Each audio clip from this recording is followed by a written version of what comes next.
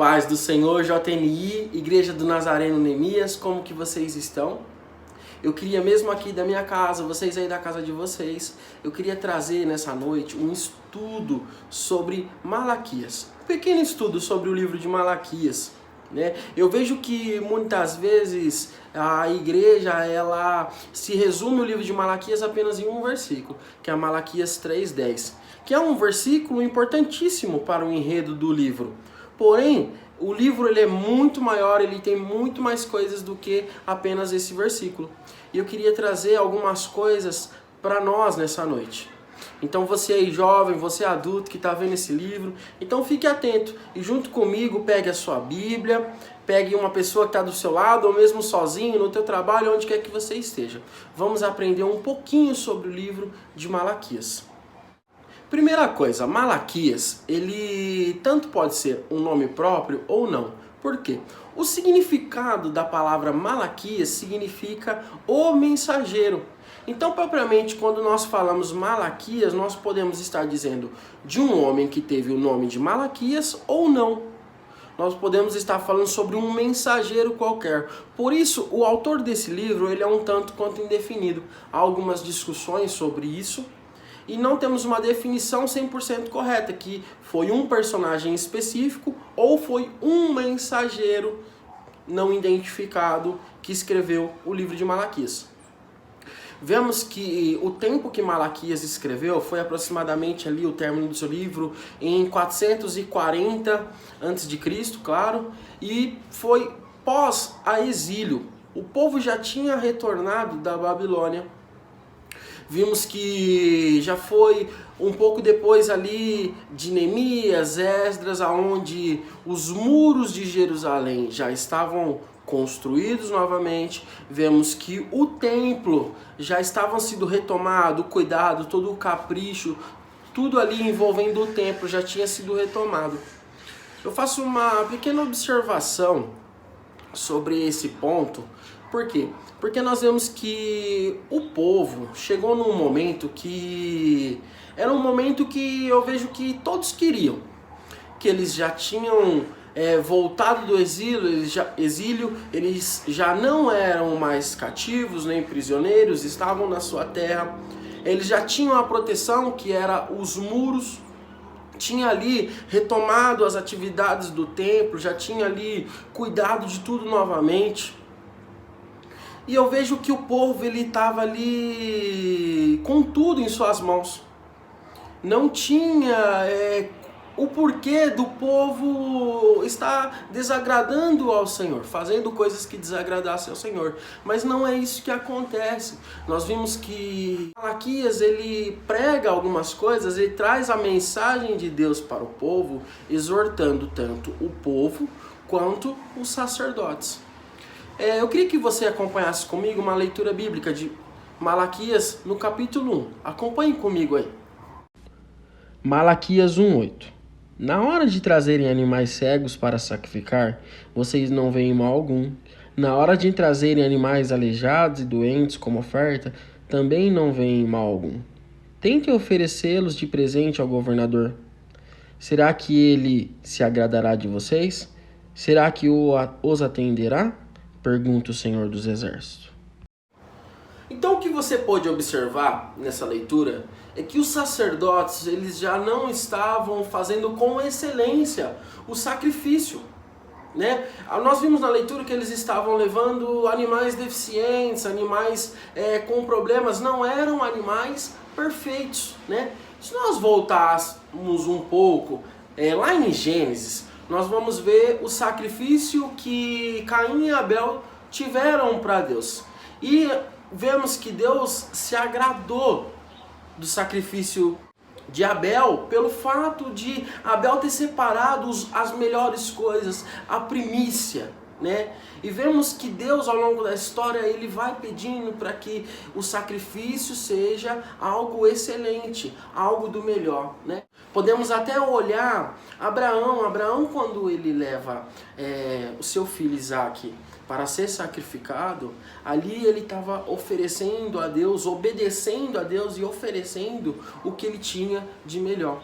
Então, não é isso que nós estávamos vendo dos próprios sacerdotes, que eram as pessoas responsáveis para doutrinar o povo, para ensinar. Eles não estavam fazendo a parte deles. E nós vamos ver também que eles estavam negando os princípios de Deus ao povo. Nós vamos ver que no capítulo 2, e eu queria que vocês acompanhassem comigo essa leitura. Malaquias 2:11.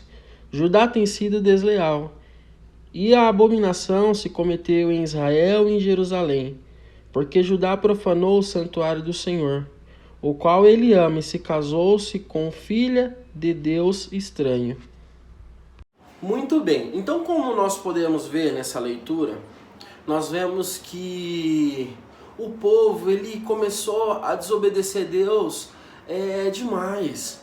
Vemos que Deus ele tinha separado o povo e tinha uma regra que era você tem que se casar com as mulheres da mesma tribo, do mesmo povo, para que não tenha um embaraço, para que não tenha uma mistura de deuses, para que o povo continue sempre ali adorando o mesmo Deus. E não é isso que estava acontecendo, né? Os homens, eles estavam se casando com as mulheres do povo, só que chegou um momento que eles estavam separando de suas mulheres para casar com as de outros povos, de deuses pagãos, e isso desagrada a Deus. Então essa questão tanto de casar com uma pessoa que não servisse ao mesmo Deus e também o divórcio, isso era algo que estava acontecendo demais ali naquele tempo, e o profeta Malaquias ele veio acusar esse pecado, né? Aí nós vimos anteriormente tanto o do sacerdote, que ele veio acusar, veio falar sobre o sacrifício que não estava sendo da maneira correta e também não estava sendo preservada a palavra do Senhor. Agora, neste momento, também estava sendo acusado o pecado do divórcio e o pecado de estar se ajuntando com o povo pagão. Então, assim, só para nós contextualizarmos um pouco, né? Nós vemos, assim, jovens, por vezes, que não segue essa primícia do Senhor, né? Nós vemos que jovens por vezes não tem muito refino para escolher a sua amada ou o seu amado.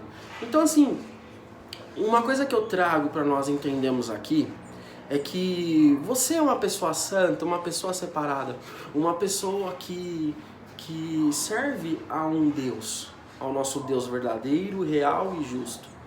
Então assim, não tem como você se juntar, casar, namorar com uma pessoa que não tem a mesma fé que você, né? Então assim, são coisas simples, a fé, você vai estar vindo na igreja, você vai estar vindo cultuar, por vezes aquela pessoa também vai estar vindo junto, mas a intenção dela vai ser outra, né? Guardar os mandamentos do Senhor. Nós sabemos que você jovem que namora, o ato de cometer um relacionamento sexual antes do casamento, isso é pecado. A palavra do Senhor fala que isso é proibido, nós não devemos fazer. E quando você começa a namorar uma pessoa que não tem esse conhecimento, que acha que tudo é permitido, tudo é liberal, onde até mesmo a família apoia, que isso acontece muito nos dias de hoje, enfim, como você, jovem cristão, vai se comportar mediante a uma coisa dessa? Então, assim, você precisa ter muito zelo ao você escolher o seu amado, a sua amada, para que não aconteça coisas desse tipo e também outras coisas, né? Então assim, você vai ter uma vontade de vir para a igreja, a pessoa, hoje não quero ir para a igreja, não está acostumada, não tem esse ensinamento que precisa estar indo na igreja, precisa estar acompanhando até mesmo uma live, enfim. Então assim, contextualizando um pouco para o jovem, eu queria deixar essa dica. Então, e você mesmo jovem que namora, mesmo que vocês, os dois sejam da igreja, os dois têm os ensinamentos, vocês precisam preservar os ensinamentos da palavra do Senhor. Tá ok? Então, vamos dar sequência no texto. Malaquias 3:1. Eis que envio o meu mensageiro, que preparará o caminho diante de mim. E de repente virá ao seu templo o Senhor, a quem vós buscais, e o mensageiro da aliança, a quem vós desejais. Eis que ele vem, diz o Senhor dos Exércitos. Aí, como nós acabamos de fazer a leitura do capítulo 3, nós vimos que ele está dizendo sobre alguém que virá preparar o caminho, né? E aí eu queria rodar um vídeo para vocês verem quem que é esse personagem que veio preparar o caminho e a mensagem que ele trazia. Tá ok? Então acompanhe aí. Um anjo levou uma mensagem a um homem idoso, uma mensagem que ajudaria a mudar o mundo. Isabel e Zacarias tinham esperado durante muito tempo pela vinda de um bebê, mas, ao avançarem em idade, perderam a esperança de ter um filho. Zacarias era um dos muitos sacerdotes do templo. Os sacerdotes serviam por turnos de uma semana no templo em Jerusalém. Um sacerdote apreciaria pelo menos uma vez na vida entrar no lugar santo. Era uma honra poder queimar incenso no altar de ouro. Então, ele oraria pelo perdão dos pecados de todo o povo. E oraria fervorosamente para que o Messias viesse logo. Zacarias tinha almejado por esse dia durante a vida inteira. Então, já idoso, ficou empolgado quando sua vez chegou. Zacarias, solenemente, borrifou o incenso em pó sobre as brasas incandescentes. Uma nuvem de fumaça de suave cheiro se levantou e encheu o lugar santo. Subitamente, Zacarias percebeu que não estava sozinho. Abriu os olhos e ali ao lado direito do altar estava um anjo. Zacarias tremeu de medo. Não tenha medo, Zacarias. Deus ouviu sua oração. Sua esposa Isabel terá um filho. Você lhe dará o nome de João. Ele irá diante do Senhor para lhe preparar o caminho. Seria pai com aquela idade? Zacarias indagou, duvidando das palavras do anjo. Assim, o anjo lhe deu um sinal. Porque não creu em minhas palavras, você ficará mudo e não poderá falar até o dia em que isso aconteça. E depois que falou, desapareceu. Zacarias abriu a boca para pronunciar sua oração pelo povo, mas não conseguiu. Não conseguiu pronunciar nenhuma palavra. Já que Zacarias permanecera no lugar santo durante muito tempo, as pessoas do lado de fora começaram a se preocupar. Talvez tivesse acontecido alguma coisa com ele. Quando finalmente saiu, o rosto tinha um brilho estranho. Por acenos, sem poder falar, comunicou que havia visto um anjo. Zacarias voltou apressadamente para casa. Tentou dizer a Isabel o que havia acontecido, mas não pôde. Precisava escrever ou se comunicar por um meio de sinais. Eles teriam um bebê, um menino que se chamaria João. Um anjo lhe dissera isso. Meses mais tarde, o bebê nasceu. As amigas de Isabel se reuniram. Seu nome será João. João? Não há ninguém em sua família que se chame João. Por que não lhe dar o nome de Zacarias? Isabel se voltou para o marido. Zacarias balançou negativamente a cabeça. Ele escreveu rapidamente as palavras para que todos pudessem ver. Seu nome será João? Em seguida, a voz do idoso homem voltou. Ele conversou com as pessoas e louvou a Deus por essa bênção. João foi bem educado pelos seus pais. Zacarias frequentemente contava a João acerca do anjo junto do altar. Deus tem um trabalho especial para você. Ele irá diante do Senhor para lhe preparar o caminho. No deserto, João aprendeu a servir. Quando João se tornou homem, convidou o povo a arrepender-se dos pecados e receber o batismo. Ele ajudou muitas pessoas a se prepararem para o encontro com Jesus. Deus também tem um lugar especial em seu plano para você e para mim. Podemos preparar o caminho para Jesus, servindo aos outros. Então, eles terão mais desejo de aprender acerca de Jesus. Então vocês viram aí quem que é esse personagem? Isso mesmo, João Batista. Esse foi o homem que veio antes que Cristo viesse. Ele veio anunciar, né? Então ele tem essa fala dele: arrependei-vos, raça de víboras, antes que venha o terrível, grande dia do Senhor. Então João Batista, ele trouxe essa mensagem. Se nós acompanharmos no capítulo 4, versículo 5, que diz aqui, vai dizer o quê? Que vai vir Elias antes que venha o terrível e grande dia do Senhor. O que será que Malaquias estava querendo dizer? Né? Será que realmente Elias ele voltou? O que era e o que aconteceu? Vamos acompanhar um texto lá do Novo Testamento para a gente poder entender sobre uma fala de Jesus. O que significa esse versículo? Acompanha comigo aí. Mateus 11:14. E, se queres dar crédito, é este o Elias que há de vir. Jesus ele estava dizendo que João Batista, ele foi esse Elias que Malaquias estava prevendo ali. Então, assim, a palavra de Deus ela é maravilhosa, ela é encantadora, né? E esse povo, gente, eu queria que a gente falasse agora de uma outra parte que está ali no Malaquias 3, a gente vai falar do versículo 10 também. E o povo, ele achava que Deus ele era injusto. O povo achava que como que o ímpio ele prosperava mais do que a pessoa justa, como que isso acontecia, né? E aí, é uma coisa muito interessante que Malaquias ele trouxe à tona, ele mostrou ao povo, né? Então, acompanhe comigo o texto para a gente poder entender. Malaquias 3:8. Roubarás o homem a Deus? Todavia vós me roubais. E dizeis, em que roubamos? Nos dízimos e nas ofertas. Então vocês viram aí no texto, Deus ele falando que o povo ele estava achando que Deus era um Deus injusto, mas na verdade não. Na verdade era o povo que já não estava sendo fiel, né? A gente pode voltar até mesmo naquela história de Caim e Abel.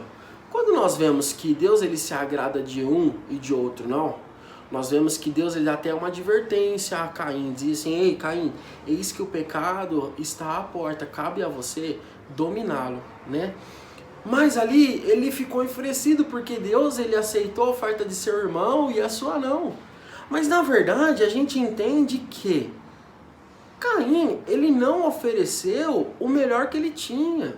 A gente entende que Caim ele estava com o seu senso de justiça lá em cima. A gente entende que Caim estava com seu senso de justiça lá em cima, só que ele não estava sendo coerente. O povo ele não estava sendo coerente. Ele estava cobrando de Deus alguma coisa e na verdade a culpa era justamente do povo que não estava fazendo, obedecendo o que Deus queria.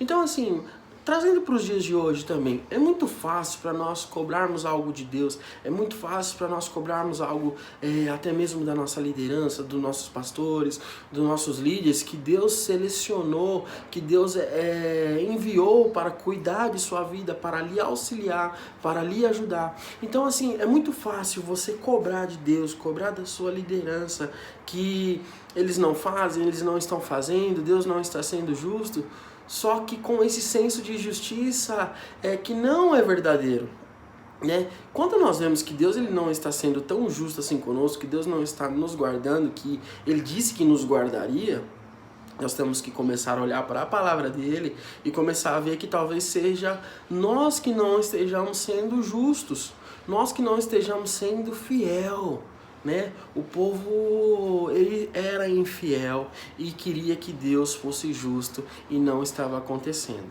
né? Então assim, não tem como nós falarmos, Deus, você é falho na minha vida, Deus, você deixou isso acontecer, né? Por vezes, fazendo um parênteses aqui também, às vezes nós culpamos, ou outras pessoas nós vemos culpando Deus porque a pessoa está doente, porque isso, aquilo aconteceu, né? E a palavra do Senhor fala que tanto chove para o justo, quanto chove para o injusto. Então são coisas que acontecem na vida, que são coisas inerentes mesmo da vida. São coisas que fazem parte do processo da vida, né? Então assim, a morte, a doença, isso, aquilo, isso são coisas que acontecem na vida de uma pessoa tanto que é cristã quanto não. Então assim, para nós entendermos isso também, quando nós falamos que Deus ele tem que cuidar de nós, tem que preservar a nossa vida, o apóstolo Paulo nos ensina algo maravilhoso, né? Entre tantas coisas que Paulo ensina, Paulo ele vai ensinar que nós temos que combater um bom combate, nós temos que seguir firmes aqui. Porém, a nossa parada final, o nosso destino não é essa terra. Então assim, às vezes nós pedimos para Deus, Deus nos guarda, Deus não posso ficar doente, a minha filha não pode ficar doente. Às vezes nós esquecemos que o plano de Deus não é nós estarmos aqui. O plano de Deus é para nós nos encontrarmos com Ele. Mas nós temos que passar aqui, anunciar o Evangelho, né? Devemos entender que nós estamos aqui, mas nós não somos daqui. Então, irmão, são coisas que acontecem na nossa vida, mas também acontecem na vida do seu vizinho direito, do seu vizinho esquerdo. São coisas que acontecem, né? São coisas que fazem parte da vida, né? Quando nós olhamos ali Eclesiastes, o capítulo 3, nós vamos ver o quê? Que Deus fala, que Salomão fala através... Nós vemos que Deus fala através de Salomão que há tempo para todas as coisas e tudo tem um propósito, né? Então, assim, realmente, querido, você é diferenciado no ponto que você tem uma esperança, você tem a sua salvação, você tem um Deus que está contigo. Em todas as aflições que você passa, Ele vai estar com você. Essa é a nossa diferença, que não passamos sozinhos em lugares nenhum, mas temos que passar algumas coisas na nossa vida, vamos passar. Não podemos achar que nós estamos servindo a Deus e por isso Deus ele vai nos privar, né? Que Ele vai estar ali colocando nós dentro de uma bolha, né? Jovem aí dentro de uma bolha de Lost e achar que todo o mal está lá fora e você está protegido aqui dentro. Não, espiritualmente você está guardado, mas nesse mundo você é sujeito sim às coisas, né? Não podemos dizer que não, porque nós estamos sujeitos a um acidente de trânsito, nós estamos sujeitos a passar uma necessidade, né? Esse é o Evangelho, não é o Evangelho que Deus ele vem te privar das privações, te privar das tribulações, não é isso. Muito pelo contrário, a palavra de Deus vai falar que as tribulações vêm na minha vida e na sua vida e nos trazem crescimento, né?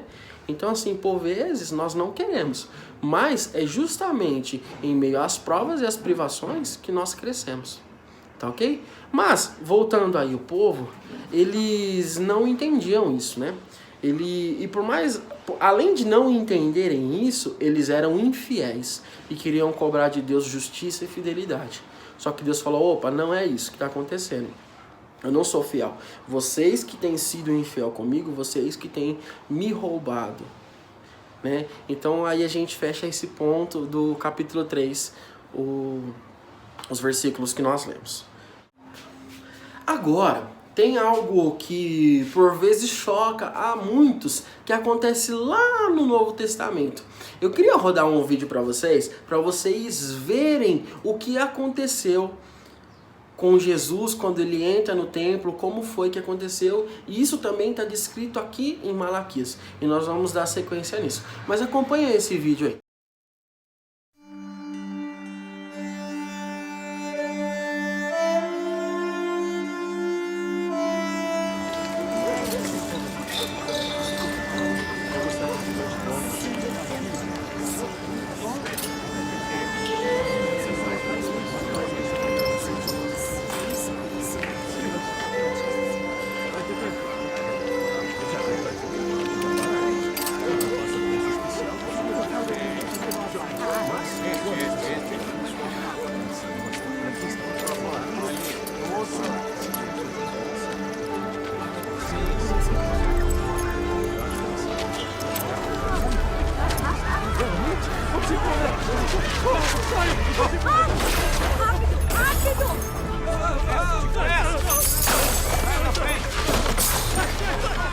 Tirai daqui estes!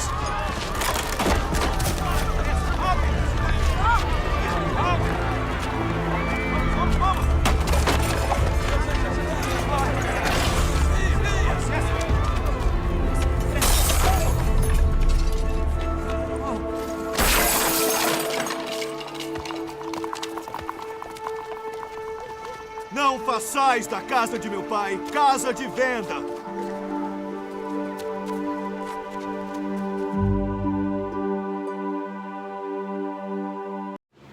Bom, vocês viram aí Jesus, ele entrando no templo e realmente chicoteando, realmente tirando esses vendedores da casa do Pai, né? Então, assim, em Malaquias, o capítulo 3, o versículo 3, vai dizer que Jesus ele viria purificar o templo.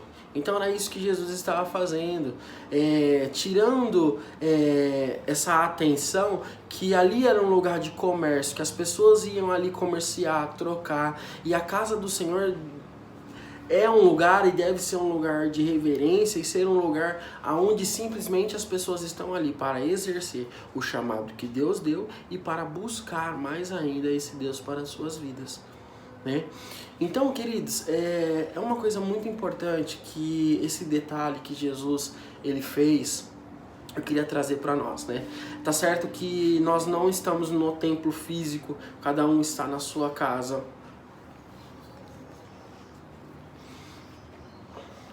Só que essa reverência que nós temos que ter diante do nosso Deus, ela não está limitada simplesmente a lugares, né? Eu queria que você pensasse comigo uma coisa. Quando nós voltarmos para o templo, quando você aí na sua casa está buscando a palavra do Senhor, é um momento de intimidade. É um momento de intimidade onde você está tendo um relacionamento com Deus. O que significa? Significa que esse momento ele tem que ser preservado, ele tem que ser guardado, ele tem que ser respeitado, né? Então, assim, propriamente quando nós vimos que por vezes nós estamos dentro do templo do Senhor, a casa do Senhor somos nós. Nós somos a casa, o templo do Espírito Santo, mas eu estou falando do templo físico, a igreja física, né? O templo, paredes feitas ali por mãos humanas. Quando nós entramos a esse lugar, nós consagramos aquele lugar como um ambiente e nós estamos ali invocando a esse Deus. Então precisamos ter uma reverência com esse lugar. Não podemos fazer da igreja um palanque político, né? Não podemos estar trabalhando para o Senhor em pecado, né? Quando nós entrarmos dentro da igreja, nós precisamos entender que aqui é um lugar que está acontecendo alguma coisa séria, né? Tem uma coisa que nós, evangélicos, precisamos aprender dos católicos, né? Quando nós vemos uma missa, nós vemos que há uma quietude, há uma reverência, há um povo concentrado naquilo que está acontecendo. E aí quando a gente olha por vezes o culto evangélico, a gente não vê isso.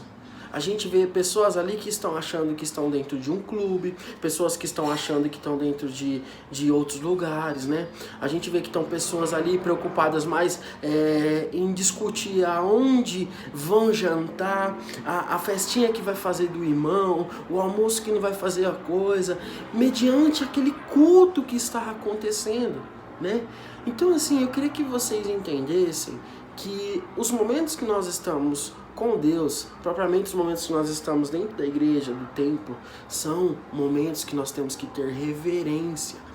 Reverência à casa do Senhor, entrarmos ali com um espírito já aquebrantado, entrarmos ali dispostos a que Deus fale conosco.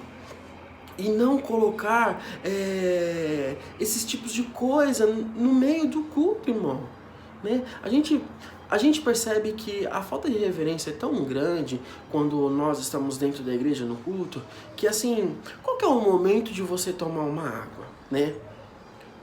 Qual que é o momento de você mascar um chiclete?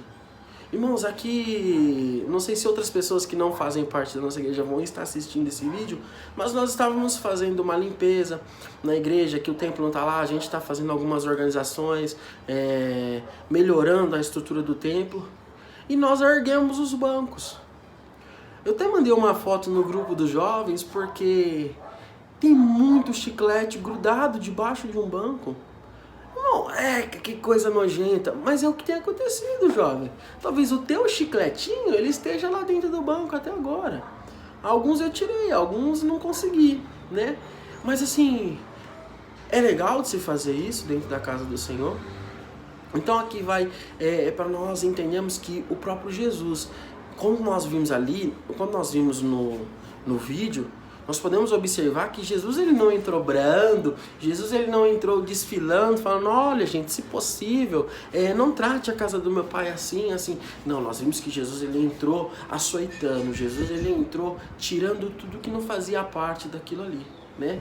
Então assim, imagine que Jesus está nesta igreja que você cultua, e ele está vendo tudo isso. Será que Jesus iria te chicotear? Será que Jesus iria lhe chamar a atenção? Né? Então assim, por vezes a pessoa que está na igreja até fica chateada com o pastor por ele falar, ei jovem, para de conversar, olha as crianças estão correndo isso, aquilo outro, vamos segurar elas no banco ou vamos levar ela pro cultinho infantil. Então assim, temos que zelar por esse momento é importante e ele precisa de um cuidado que é um cuidado coletivo de cada um, né? Por vezes você tá lá nos primeiros bancos e a igreja inteira atrás está vendo que você tá de costa, isso, aquilo outro. São coisas que acontecem, irmão. E precisamos ter um certo cuidado, pois Jesus ele nos ensinou que o templo não é lugar de muitas coisas a não ser um lugar de se aproximar com esse Deus, um lugar de reverência. Tá ok?